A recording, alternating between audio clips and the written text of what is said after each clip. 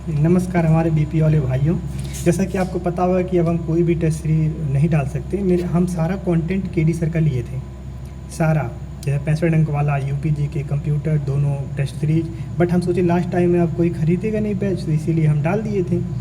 But sir को बताया कि ये पेड बैच बेच रहे हैं, पेड बैच को ये सेल कर रहे हैं, तो इसलिए हमको ब्लॉक कर दिए। और सर ने बोला है कि लीगल कार्रवाई हुई। कोई बात नहीं भाई, सर का कंटेंट है, सर ने मेहनत करके बनाया था, तो हम गलत कर रहे थे। बट लास्ट टाइम था और हम केवल आपको ऐसा नहीं लेक्चर प्रोवाइड कर रहे थे, केवल आपको हम टेस्ट सीरीज ही दे रहे थे। फिर भी गलत था, कोई ना। और हम आपसे यही कहना चाहेंगे कि आप लोग बहुत ज़्यादा केयर करिए योजनाओं पे, क्योंकि 20 क्वेश्चन से ज़्यादा योजनाएं पूछेंगे ही पूछेंगे। क्योंकि पाँचवा तो है चैप्टर 20 क्वेश्चन का, उसके बाद भी कुछ कहीं कहीं बोला गया है पंचायत से रिलेटेड या प्रोत्साहन पुरस्कार वगैरह वगैरह। तो ये आपको जैसे एक चेंजिंग हुआ है मुख्यमंत्री प्रोत्साहन पुरस्कार में, मुख्यमंत्री पंचायत प्रोत्साहन पुरस्कार में इसमें चेंजिंग हुआ है। पहले 12 लाख मैक्सिमम था, अब 2025-26 में मैक्सिमम 35 लाख हुआ है। पाँच दिया जाता है तो 35 lakh, 30 lakh, 20 lakh, 15 lakh, 10 lakh, maximum minimum 10 lakh, maximum 35 lakh. ये आपको याद करना है। और 73वां संविधान संशोधन आपको बहुत कंपलसरी याद करना।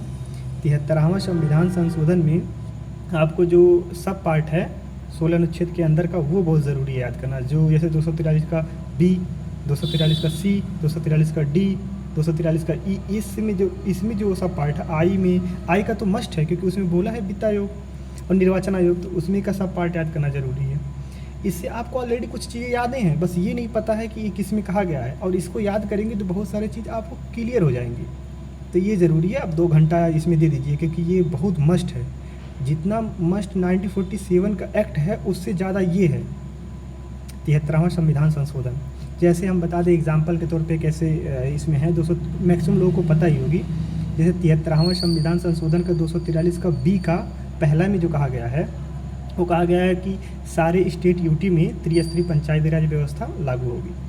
लेकिन 243 के बी के दूसरे में कहा गया है कि जिस भी स्टेट या यूटी में 20 लाख से कम जनसंख्या है, वहाँ मध्यवर्ती पंचायतें लागू नहीं होंगी, यानी वहाँ 2 स्तरीय पंचायती व्यवस्था लागू होंगी। ऐसे करके 243 सी में है कि पहले में 243 सी में है, उसके बाद 243 डी में है। 243 डी के पहले में ये कहा गया है कि SC/ST को आरक्षण, दूसरे में कहा गया है कि SC/ST जो आरक्षण है उसमें से 1/3 SC/ST महिलाएँ होंगी। तीसरे में कहा गया है कि 1/3 प्रत्यक्ष में चुनाव हो रहा है उसमें महिलाएं को आरक्षण दिया जाएगा। चौथे में कहा गया है कि संपूर्ण रूप से जैसे ग्राम पंचायत अध्यक्ष, जिला पंचायत अध्यक्ष, खंड पंचायत अध्यक्ष, ये जितने भी प्रमुख या फिर कोई जितने भी अध्यक्ष का चुनाव है उसमें 1/3 महिलाएं अनिवार्य हैं। उसके बाद आप छठवें में OBC को आरक्षण है, पाँचवा आप छोड़ सकते हैं।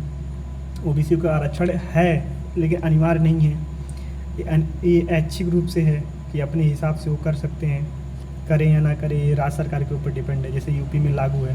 तो ऐसे करके अब 73वां संविधान संशोधन मस्ट है पढ़ना, ये बहुत ज़रूरी है, क्योंकि उसमें से आएगा 2 से 3 क्वेश्चन आ सकते हैं। मिनिमम तो 1 क्वेश्चन तो आएगा ही, फिक्स है, लेकिन 2 से 3 इससे भी ज़्यादा हो सकते हैं, क्योंकि सब पार्ट है सबका। और 243 आई और 243 के, उसका सब पार्ट याद करना ज़रूरी है, क्योंकि वो चैप्टर का नाम भी दिया है, राज्य वित्त आयोग अलग से दिया ही है, और राज्य निर्वाचन आयोग, तो इसका सब पार्ट याद करना बहुत मस्ट है। वैसे कितने लोग याद किए होंगे, बट जो याद नहीं किए उनके लिए ये सूचना है। और परेशान ना होइए, सबके लिए ही नया सब कुछ है।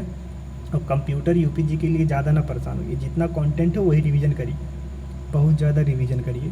और कोई डाउट हो रहा है किसी चैप्टर में, तो उसमें हम जो PDF डाले हैं यूपी एग्ज़ाम वाले का, वो भी पेड ही है, तो उसमें जाके आप चेक कर सकते हैं।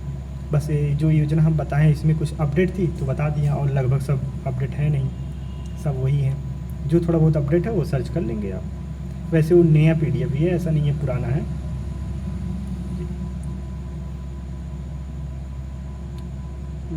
इतना लंबा वीडियो देखने के लिए थैंक यू, धन्यवाद। मिलते हैं अब फिर एग्ज़ाम के बाद, या फिर एग्ज़ाम तो संडे को है ही।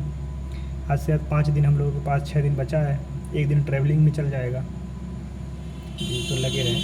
जय हिंद।